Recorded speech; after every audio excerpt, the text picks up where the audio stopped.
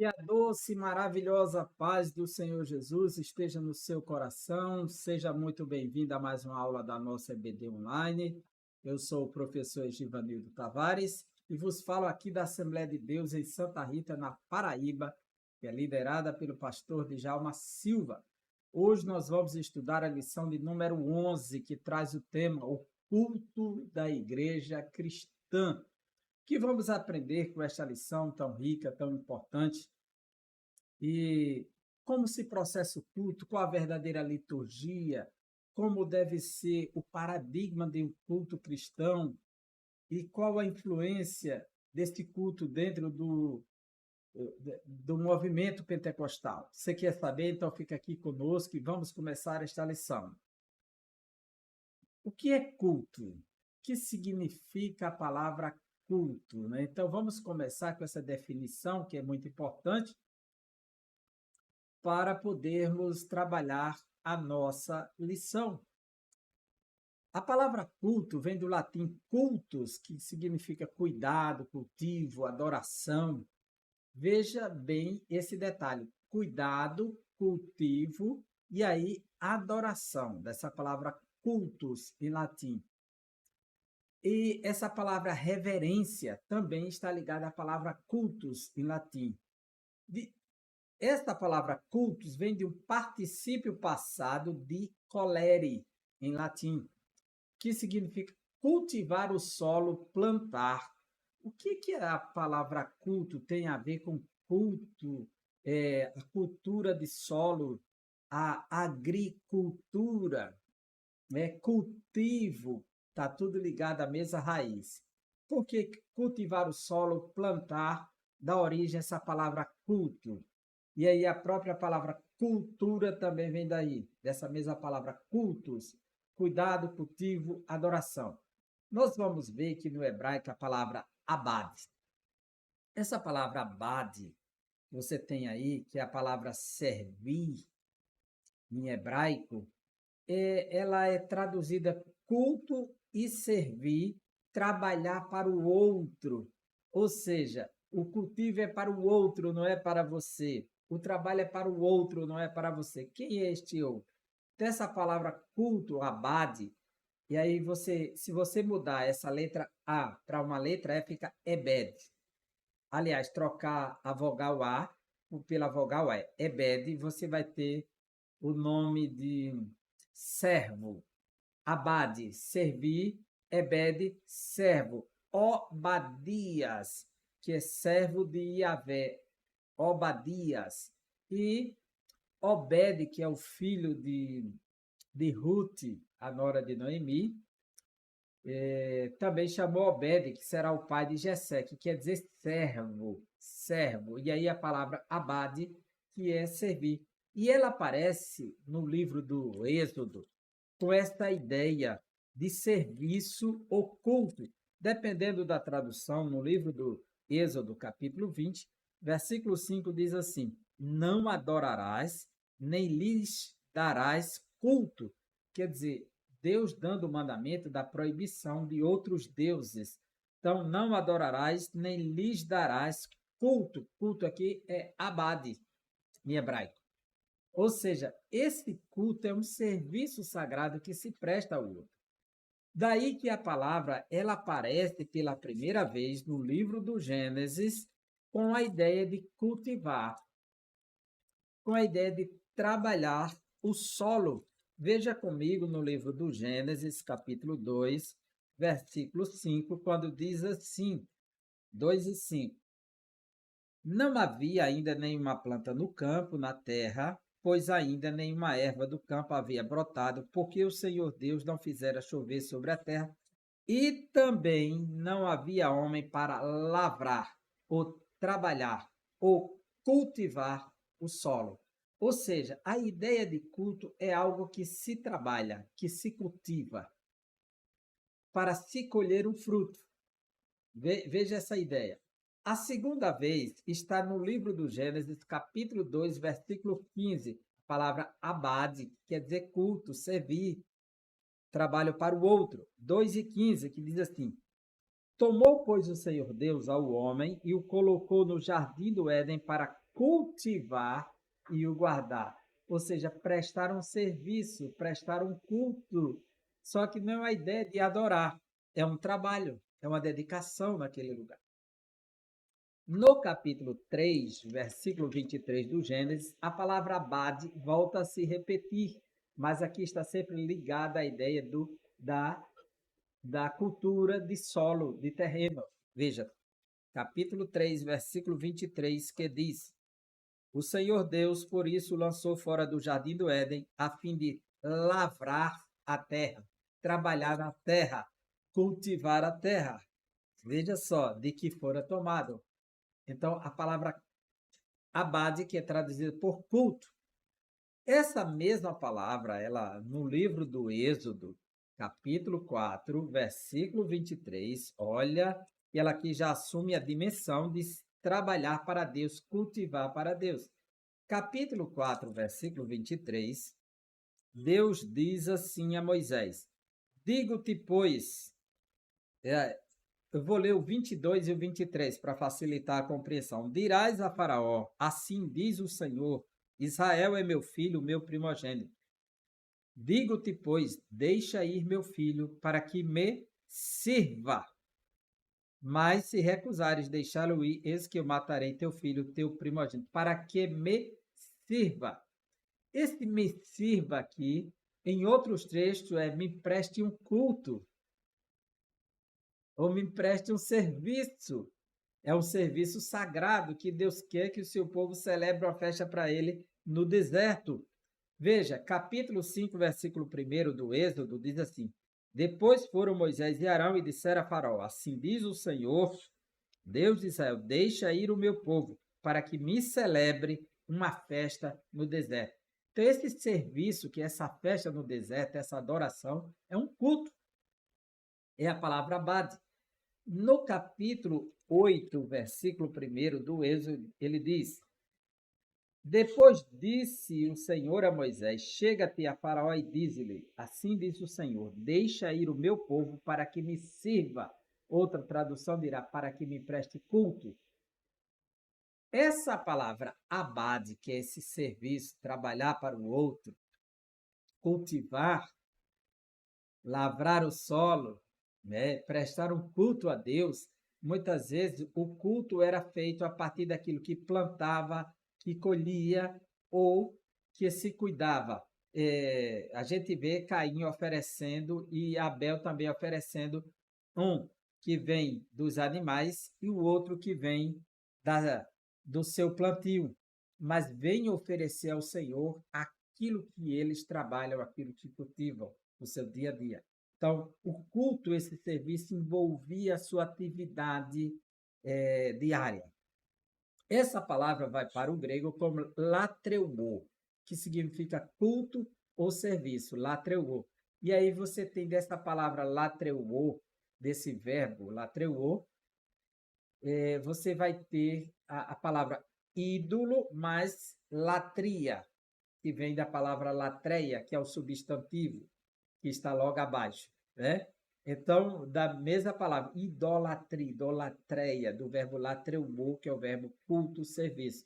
Em Lucas, capítulo 4, versículo 8, está escrito, quando Jesus, por ocasião da tentação, respondeu a Satanás, 4 e 8. Mas Jesus lhe respondeu: Está escrito, ao Senhor teu Deus adorarás, e só a ele darás culto. E aí está o verbo latreuo, que é um culto, é um serviço. Ainda no Evangelho de João, capítulo 16, versículo 2, quando Jesus disse que vai chegar um tempo em que alguns cristãos serão martirizados por algumas pessoas que pensam estar prestando um serviço para Deus ao martirizá-los. O caso do apóstolo Paulo, que pensava estar prestando um culto a Deus ao matar os cristãos. 16 e 2. E eles vos expulsarão das sinagogas, mas vem a hora em que todo que vos matar julgará com isso tributar culto a Deus. Ou seja, era uma forma de adorar a Deus, era eliminando o mal, aquilo que eles achavam blasfemos, dizer que Jesus era Deus. Então, eles, eliminando a blasfêmia, estaria cultuando a Deus, prestando serviço a Deus, eliminando o mal. Então, eles agiram por ignorância. E Jesus alertou. Do mesmo verbo latreou, você tem aqui a palavra latreia, que é a palavra serviço sagrado. E o ato de exercitar o serviço é uma latreia. E aí a palavra idolatreia, idolatria, que vem deste grego. Na carta aos Romanos, capítulo 9, versículo 4, Paulo fala dos 9 privilégios que o Senhor entregou à nação de Israel. Aliás, estão nos versículos 4 e 5. Eu vou ler apenas o 4. São israelitas, pertencem à adoção e também à glória, às alianças, à legislação, o culto e as promessas. O culto é o serviço sagrado, porque Deus escolheu, chamou, tirou, entregou o tabernáculo, separou a tribo de Levi e lhe entregou todas as normas, todo o paradigma do culto, da liturgia, do serviço sagrado. Então, essa latreia foi entregue a Israel. Agora, o apóstolo Paulo se volta para a igreja e diz assim, capítulo 12, versículo 1. Rogo-vos, pois, irmãos, pelas misericórdias de Deus, que apresenteis os vossos corpos por sacrifício vivo, santo e agradável a Deus, que é o vosso culto racional, a vossa latreia, o vosso culto racional.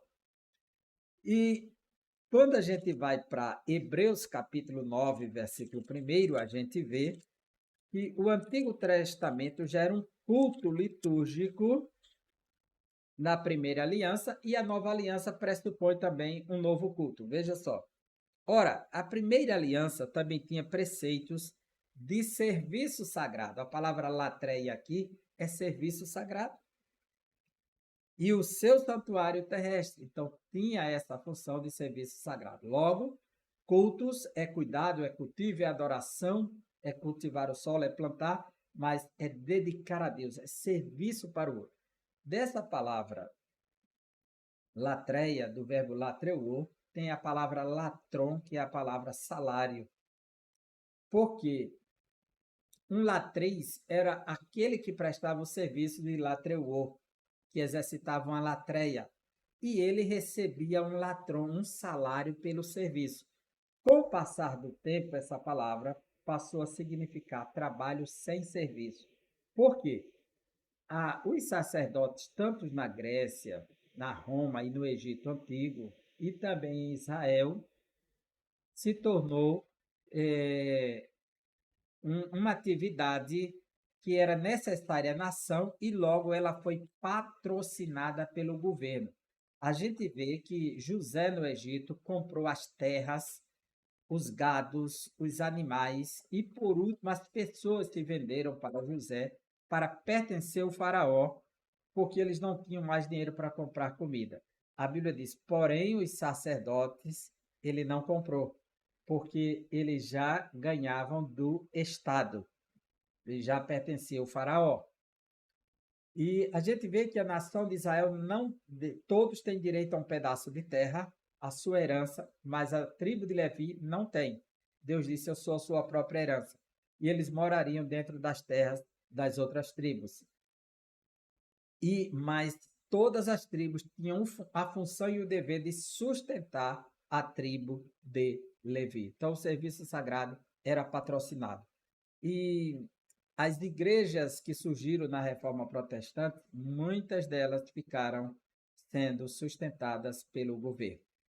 Essa nossa lição tem 3 objetivos, porque ela tem 3 capítulos. O primeiro será identificar a natureza do culto a Deus, sua forma e conteúdo. Nesse capítulo, nós vamos ver essa natureza como um serviço a Deus, um dever solene e que o culto é santo. É a natureza do culto. Ele é santo porque o seu Deus é santo. No segundo objetivo, vamos compreender o genuíno propósito do culto cristocêntrico. Vamos ver que o culto é para glorificar a Deus, E quando não se cultua a Deus, quanto se perde com isso? E edificar a igreja, que é uma das formas de realizar o propósito do genuíno culto cristocêntrico. E por último, terceiro, enfatizar a primazia das escrituras e a importância da adoração entusiástica na liturgia pentecostal.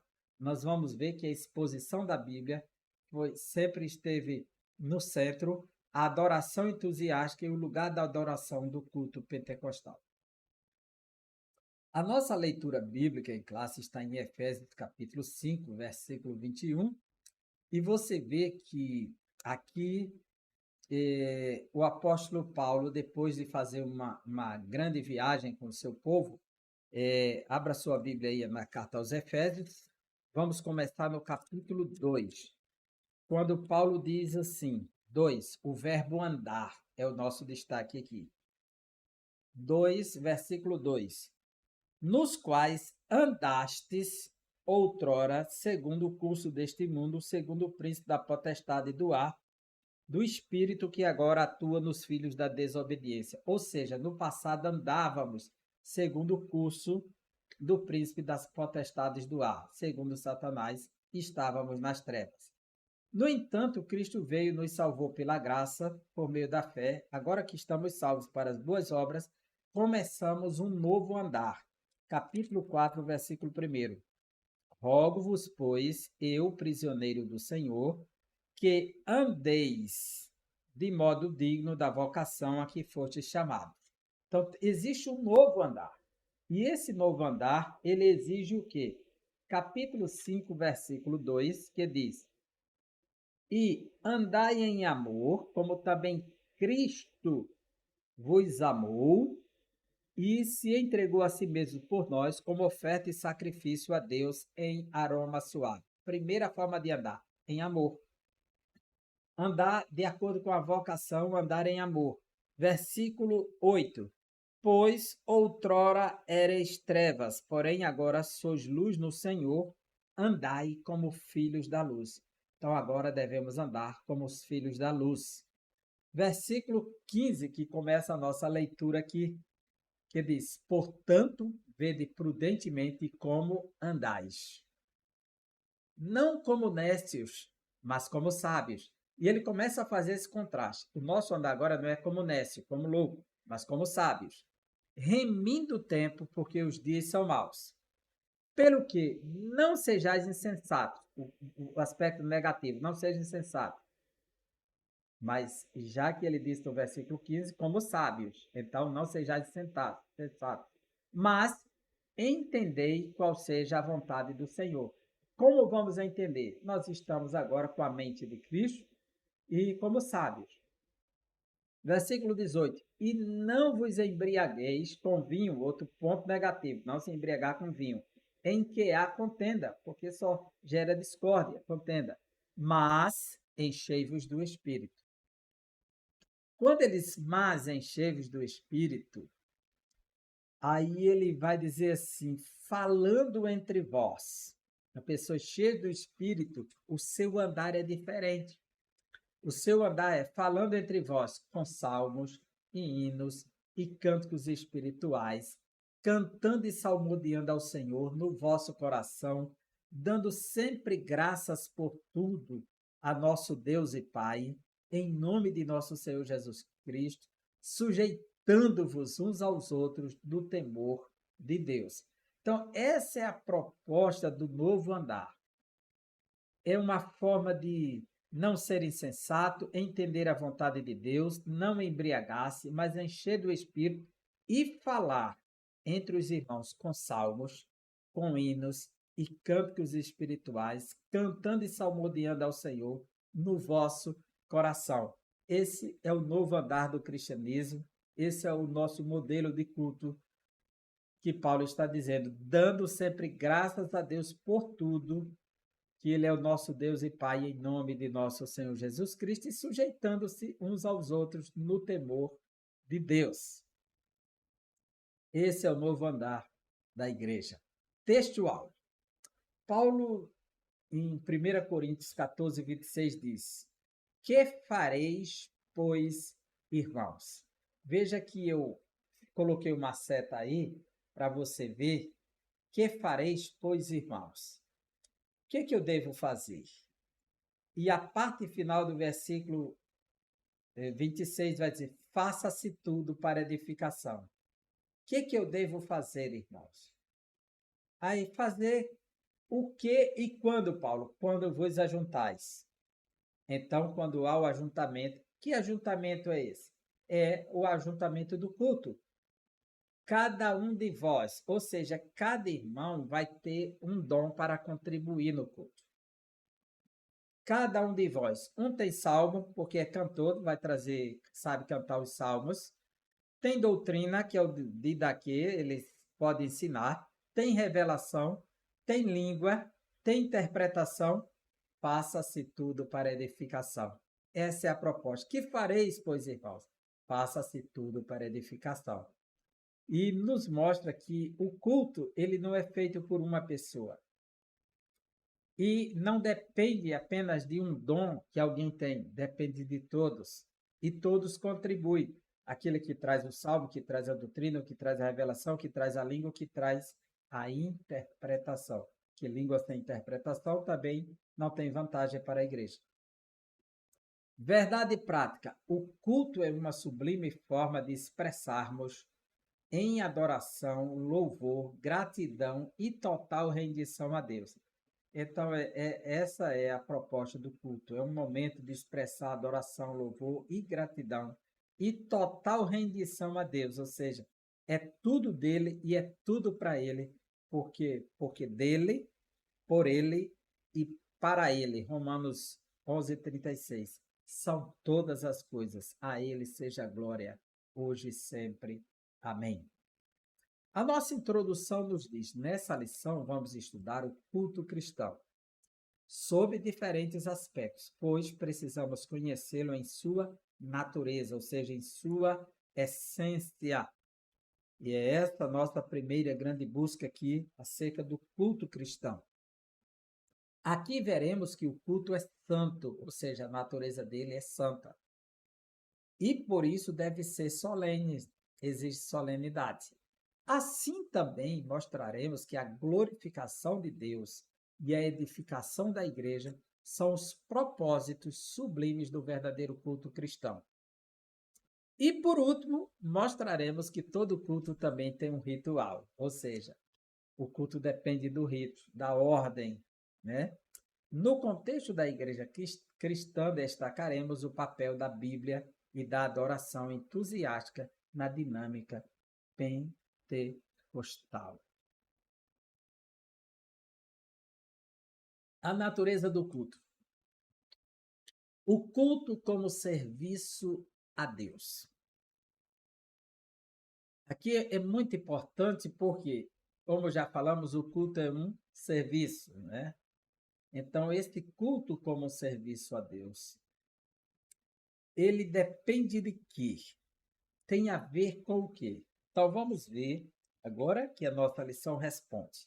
Na Bíblia, o culto é mostrado como serviço, isto é, uma vida entregue e consagrada a Deus. Nós podemos ver aqui em Deuteronômio, capítulo 6, versículo 13, como fica claro aquilo que Deus quer do seu povo. E esse serviço, essa entrega está condicionada ao fator da obediência. Veja, 6, versículo 13, que diz: o Senhor teu Deus temerás e a ele servirás, e pelo seu nome jurarás. Então, servir aqui é cultuar. Então, exige obediência. Tem a ver com a forma de cultuar. A atitude com a qual se cultua a Deus, que deve ser com temor, com reverência, mas também tem a ver com a forma de cultuar. Em primeiro plano, tem a ver com a atitude com a qual se cultua o Altíssimo e, em segundo plano, com a forma como se cultua. O culto, portanto, expressa uma combinação de obediência à palavra de Deus e a forma ritual como essa adoração acontece. O livro dos Atos dos Apóstolos, por exemplo, mostra a adoração no contexto do culto cristão. Em Atos 13, de 1 a 4, nós vamos encontrar que eles estavam jejuando e servindo ao Senhor.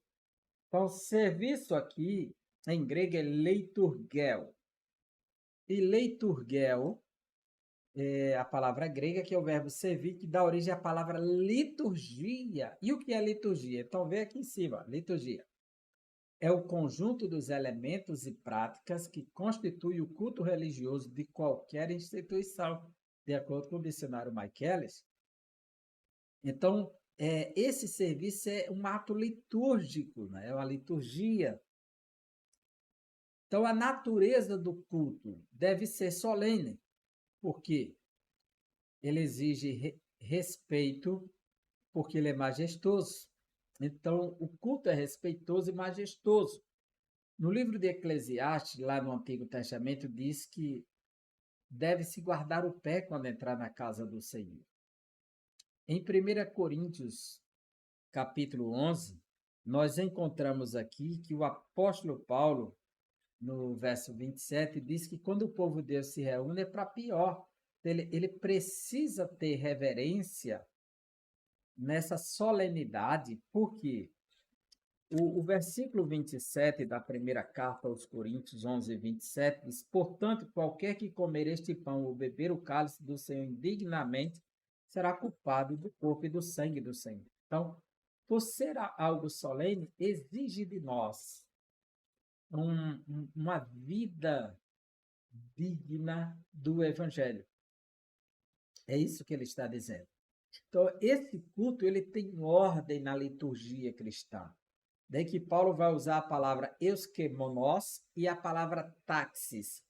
Essas duas palavras são importantes, que estão aqui em 1 Coríntios, capítulo 11, aliás, 14, versículo 40, quando Paulo apresenta a ideia de que o culto precisa ser ajustado e ordenado com padrões. Tudo, porém, seja feito com decência e ordem. É o que o apóstolo Paulo nos diz. Veja só como isso é importante.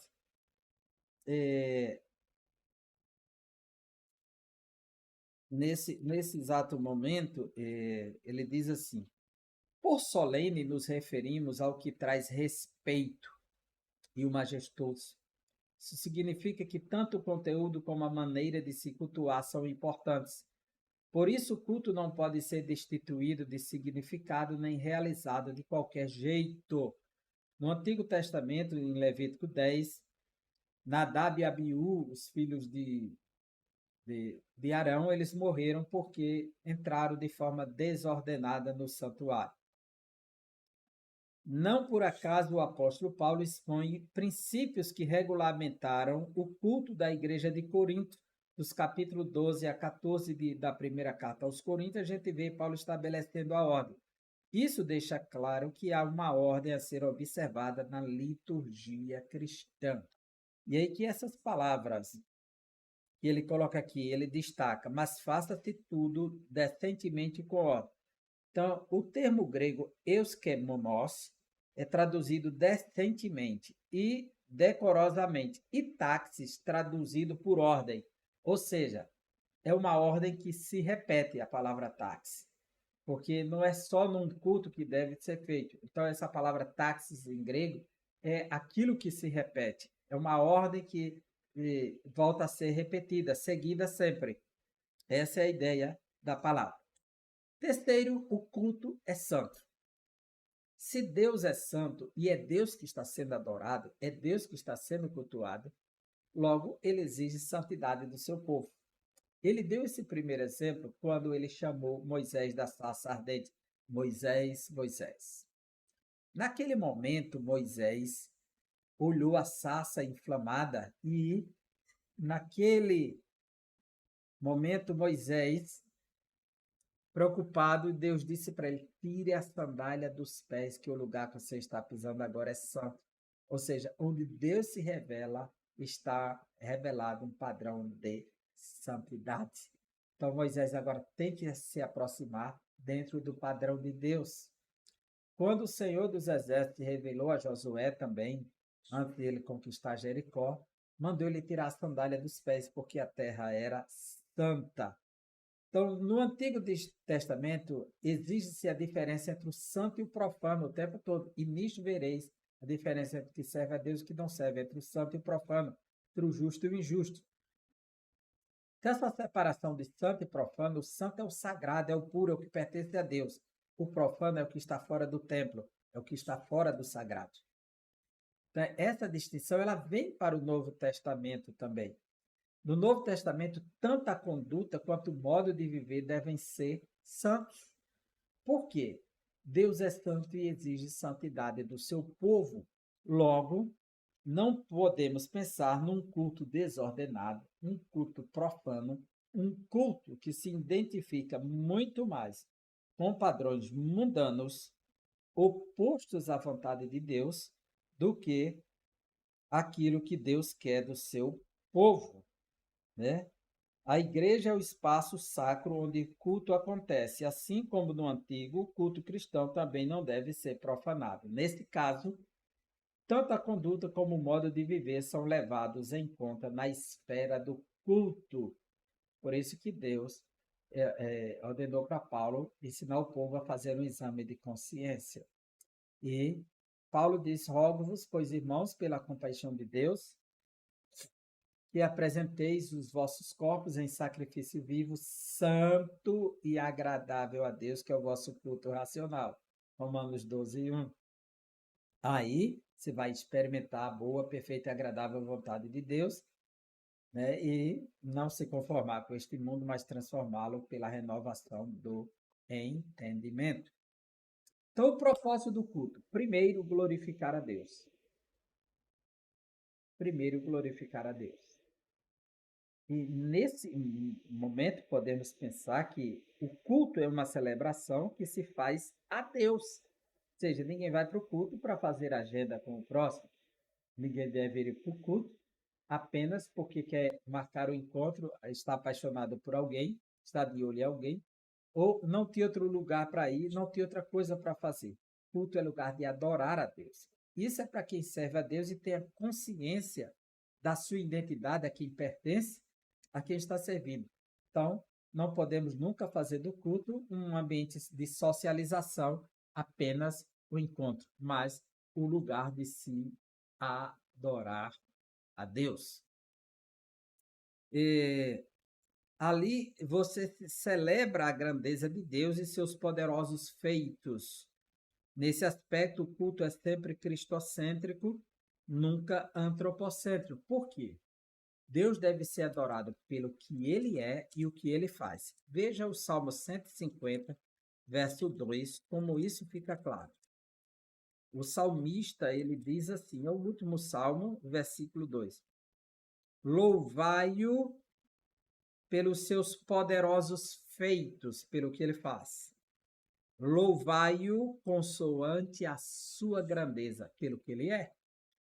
Então, louvá-lo pela sua grandeza e pelos seus feitos, pelo que ele faz. Esses são os dois aspectos de se adorar a Deus. Então, um culto cristocêntrico é quando Cristo se torna o centro da adoração, do culto, da devoção, do temor, da reverência, do respeito, do cuidado, de tudo voltado para ele. Um culto antropocêntrico é quando o ser humano se torna o centro, o objeto da admiração, o objeto dos aplausos, o objeto da dedicação. Então, quando um culto se torna um teatro, então ele se torna uma peça para ser aplaudida às pessoas e não a Cristo. Esse culto antropocêntrico, as músicas são voltadas para as pessoas e não para o Senhor. Então, ao invés de adorar o Senhor, se cultua as pessoas e levantando a autoestima das pessoas com falsas promessas. O culto precisa ser cristocêntrico, pois ele é o único mediador entre Deus e os homens, Cristo. Ele é o único sumo sacerdote, ele é eterno, ele é glorificado, ele é Deus. Então, quando não se cultua a Deus, então há cultos que não se cultua a Deus. Então, esse culto se torna uma lástima. Paulo censurou os coríntios quando diz: quando vos ajuntais num lugar, não é para comer a ceia do Senhor. esse culto da ceia não está acontecendo? Vocês estão se reunindo para pior e não para melhor. Eu não elogio vocês por isso. Era como se dissesse: o que vocês estão celebrando não é a ceia, não é culto.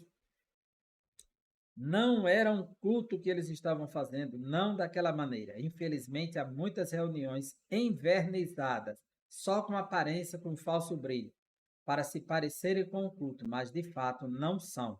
Parecem reuniões profanas, tanto na sua forma quanto na sua essência. Não buscam glorificar a Deus. Reuniões profanas com cara de sensualidade, de culto de magia, e a sensualidade dominando, inclusive, sim, do púlpito e fora dele, né? Tanto do lado masculino quanto feminino, pessoas expondo o seu corpo de tal maneira numa sensualidade, estando objeto de atração, de, de carnalidades, e às vezes até uma entrega desenfreada no ambiente de danças, certas situações vergonhosas, outro descontrole total do culto, como se não tivesse padrão, como se Cristo não estivesse ali, todo mundo perde o equilíbrio. Cultos estranhos, com, com nada que glorifique a Deus e que distorce a imagem do ser humano, que é a imagem de Deus, parecendo um animal, miando, chiando, gritando, rosnando, gritando no chão, tremendo, e outros entregues. Parece muito mais um culto de uma liturgia afro, quer dizer, copiando outras matrizes, outros elementos. Precisamos fugir desses cultos, que o culto a Deus ele é com ordem e decência, com temor, com reverência, pois Deus é santo, o seu culto é santo, e o propósito do culto é glorificar a Deus, não as pessoas. E aí se entrega o culto a certas pessoas que ficam sendo aplaudidas como poderosas, majestosas, e o Senhor não aparece aquela aí, e dizendo que o culto foi uma bênção. Isso foi um culto à personalidade, não um culto a Deus.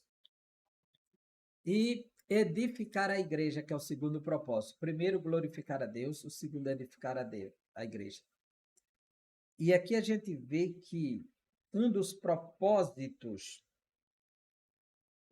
principais do culto é trazer edificação à igreja. Assim, na esfera do culto, tudo deve buscar edificação. O verbo grego oikodomel, traduzido como edificar, ocorre 40 vezes no Novo Testamento. Esse verbo está em 1 Coríntios 14, 26. E o substantivo oikodomé, traduzido como edificação, ocorre 18 vezes no Novo Testamento. O sentido é de algo que está sendo construído, como na parábola da casa edificada sobre a rocha, que Jesus falou, que ele que escuta minhas palavras e coloca em prática é como um homem prudente que edificou a casa sobre a rocha. Lá está esse verbo, oikodomel, e o substantivo oikodomé. E ele é usado no contexto de culto, essa palavra edificar. Então, o culto tem que ser edificado, tem que ser edificante. E o fato mais claro de que um dos propósitos do culto é trazer edificação para a igreja está revelado nos capítulos 14 de 1 Coríntios, quando Paulo mostra se tiver pessoas apenas falando em línguas, não tem edificação para a igreja, tem que ter intérprete. Se tiver apenas pessoas profetizando e tiver profetizando em línguas, também não tiver intérprete, não adianta. É preciso que haja interpretação para que haja edificação. Paulo diz que prefere usar poucas palavras que sejam compreensíveis, porque haverá edificação para os racionais, do que falar 1000 palavras que ninguém entende, que ninguém sai edificado. Então, a necessidade de ter um culto equilibrado. Nós percebemos que uma grande parcela do pentecostalismo contemporâneo tem focado apenas em um dom dentro da igreja, nos parece, uma grande parcela. E hoje o assunto em pauta é as línguas estranhas. E sorte que ela tomou conta das mídias, das redes sociais. Hoje é objeto de chacota, de vergonha, de piada, porque a exploração indevida, descontrolada e desmedida que não traduz a essência e o propósito do Espírito Santo, que quem fala, fale consigo mesmo para edificação, e se fala para a igreja, precisa intérprete para que haja edificação. Nenhum desses princípios tem sido respeitado da palavra de Deus, e com isso tem acontecido uma profanação das línguas nos meios de comunicação. E Deus irá cobrar no futuro, não daqueles, provavelmente, que estão fazendo por ignorância escárnio, mas daqueles que têm sido o motivo do escarnecimento. Ai daquele por quem vem o escândalo. Porque a igreja ela precisa de todos os dons para oferecer equilíbrio. São engrenagens que se juntam para funcionar perfeitamente. Tá certo? Então, não adianta ter um dom e não ter o outro. A igreja precisa de todos. Então, todos contribuem dentro da igreja para a edificação. Aí Paulo diz assim, que fareis, pois, irmãos, quando vos ajuntais? Que deve ser feito? Quando cada um de vós tem salmo, tem doutrina, tem revelação, tem língua, tem interpretação, faça-se tudo para edificação. Essa é a proposta, esse é o propósito da igreja dentro do culto, edificação. A liturgia do culto. Primeiro, a exposição das Escrituras. O movimento pentecostal tem firmado seu compromisso com a autoridade da Bíblia para governar toda a crença, experiência e prática. Desta forma, os pentecostais viram a necessidade de julgar o mérito de todo ensino, manifestações espirituais e conduta através da palavra objetiva e revelada de Deus, que é a Bíblia. O verdadeiro pentecostalismo, desde o princípio, o pentecostalismo clássico, ele não abre mão das escrituras e passa tudo no crivo das escrituras. A escritura que deve ter prioridade. Uma igreja que o culto é dominado por pessoas e passa a noite de revelações, de mistérios, e a palavra de Deus não é exposta, esse culto está entregue às meninices, esse culto está fora da palavra de Deus, esse culto não tem ordem, esse culto não tem decência. Que a palavra tem que ter primazia, deve ocupar o lugar de primazia na liturgia do culto, pois Jesus, o nosso maior exemplo, ele ensinava as escrituras, abriu o livro do profeta Isaías na sinagoga e expôs. Jesus sempre ensinava, Jesus citou Jonas, citou Noé, citou o dilúvio, citou Adão, Jesus citou a esposa de Ló, os dias de Ló, os dias de Eliseu, os dias de Elias, falou da cura de Naamã, falou da viúva de Sarepta. Jesus pregava as escrituras. Jesus vivia as escrituras. Jesus citou Moisés. Jesus estava sempre, vê os apóstolos, trabalham com as escrituras, a doutrina, a instrução de daqui está com eles. Então, um culto que não prioriza as escrituras, ele está fadado ao fracasso. Esse culto já está centrado no homem. É um culto antropocêntrico, não é cristocêntrico, nem segue o padrão de Cristo. A adoração entusiástica, com entusiasmo, com empolgação. A adoração, ela tem esse caráter também de alegria, de satisfação de adorar a Deus. A adoração aparece em primeiro lugar na liturgia sugerida pelo apóstolo Paulo à igreja de Corinto.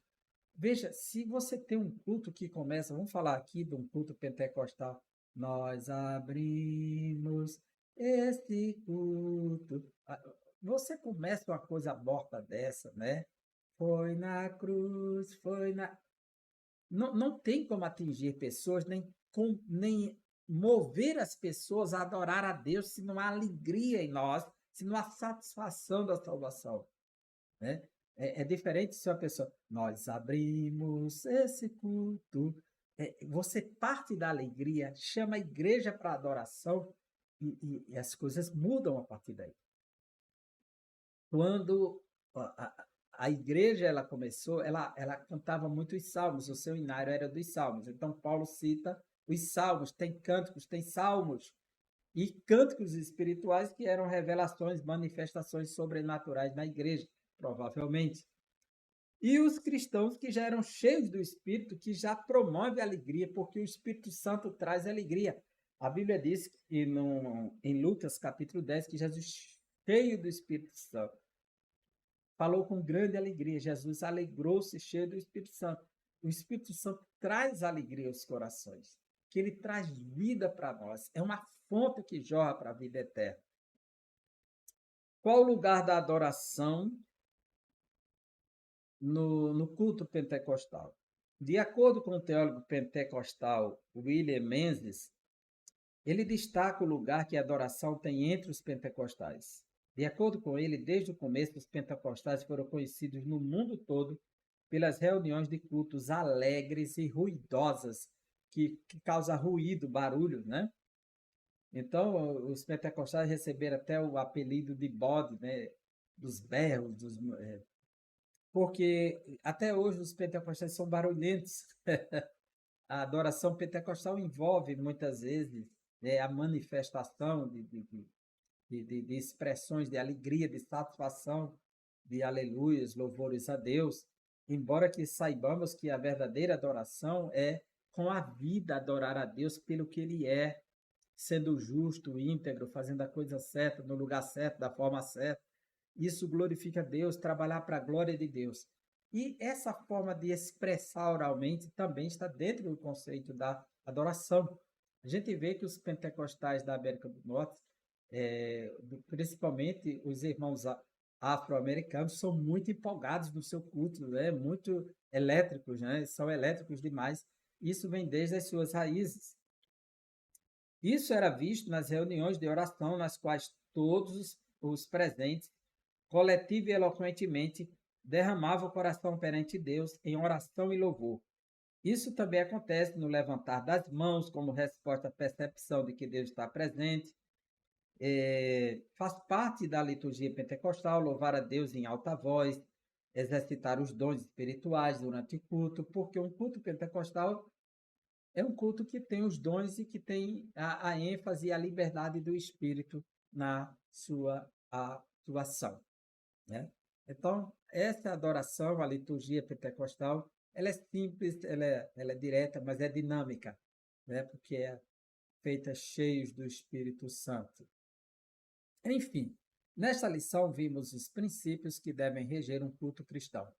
O culto não pode ser de qualquer forma, pois ele tem princípios e normas para seguir.